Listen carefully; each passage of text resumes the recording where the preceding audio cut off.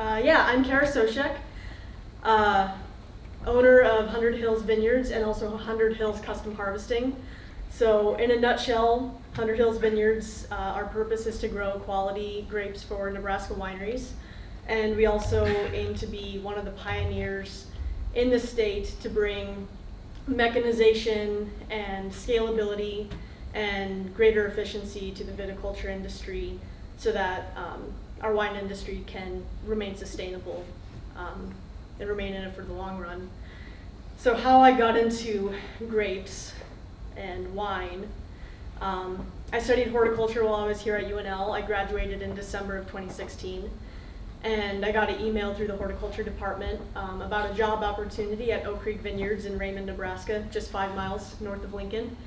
I got the job and worked there every summer throughout college, and then stayed there after college and became the manager.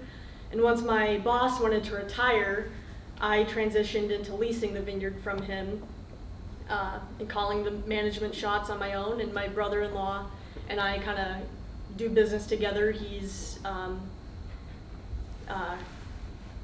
of my main mechanic, my mechanical guru, and helps get a lot of stuff done. And I'm a little bit more of the visionary, doing more of the strategic planning. And yeah, we also bought all of the machinery from my landlord, and now we do custom harvesting with the New Holland grape combine, I guess you could call it, for a lot of different wineries across the state. If you want to see a video or pictures of it afterwards, find me, and it's a pretty cool machine. So in regards to building a business, my first thought when I discovered that that's what I'd be speaking on, my first thought was, I didn't build this business from scratch. I came into an existing business and made it my own, but I was thinking, how did I build on it? And it got me thinking more about the infrastructure of businesses and how different ways that people can build a business. You might go into it completely from scratch, taking whatever resources are available to you at the time and creating something that wasn't there before. Or you might innovate some new technology that completely disrupts the market. Other types of building would be reinforcing an existing business that you're already a part of or buying into. You can take your entrepreneurial building mindset to another company and take that sense of ownership and help build up another company that you're with. If you're in education, you're also going to be building up the future in that next generation. Or if you're going to be going back to your family farm, you're going to be building up that enterprise by bringing your strengths that you have and integrating it into that operation. So 3 challenges I have for you guys in regards to building while you're here in the Angler program. First would be kind of what my main priority was while I was here was to get comfortable with building a business and learn how to build a solid infrastructure wherever you go and how to recognize a solid infrastructure in a business.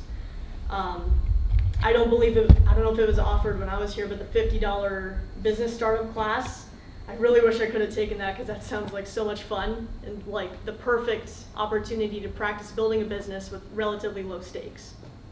So if you have the opportunity to take that, highly recommend. And yeah, find your, as you're getting more comfortable with building businesses and setting up those infrastructures, you're going to find which strengths that are just kind of innately part of your personality and what you can bring to the table. So my second thing would be challenge to you guys would be to build yourself up, which I think I tried to do this during college, but didn't focus on it quite as much. My very first business plan that I took, first Angler class I took in one of Dave's classes, I did a business plan for a vineyard. Wasn't that great. found a lot of my weaknesses through there. And I mean, honestly, I didn't know what I didn't know. So as you find your strengths and you also find your weaknesses, don't beat yourself up, because this is the perfect time to start reinforcing and building yourself up and addressing those weaknesses. But then also know kind of where you're fighting gravity and what you can actually change about yourself, or if you're going to have some struggles in certain weaknesses that you encounter. You're also going to have a wonderful opportunity and just a valuable opportunity here at the Angler program, where you can tap into the resources to help you address those weaknesses, whether it be with your peers or your mentors or any of the mentors here, Dave or Tom or Brendan. You have a wonderful, wonderful resource in the Angler program to help you look at those weaknesses and help you build yourself up while you're here. So my third challenge that relates to that would be to build each other up while you're here, especially in these trying times where you're going to be navigating uncertainties. If you're here tonight, you probably all have, you all share those virtues and values that come with entrepreneurship. And like I said, you're going to have your strengths and your weaknesses. And you can offer those strengths to your peers where they might need help in one area, and you're going to need help in another area that they're strong in. While I was part of the alumni cohort, there was a wonderful opportunity for us to kind of continue the angler experience after college and be able to be a resource to each other and be a bit of a support group and continue learning through each other and tap into each other's strengths. Yeah, so those are my 3 challenges to you, would be to get comfortable with building a business infrastructure, build yourself up, and build each other up while you're here.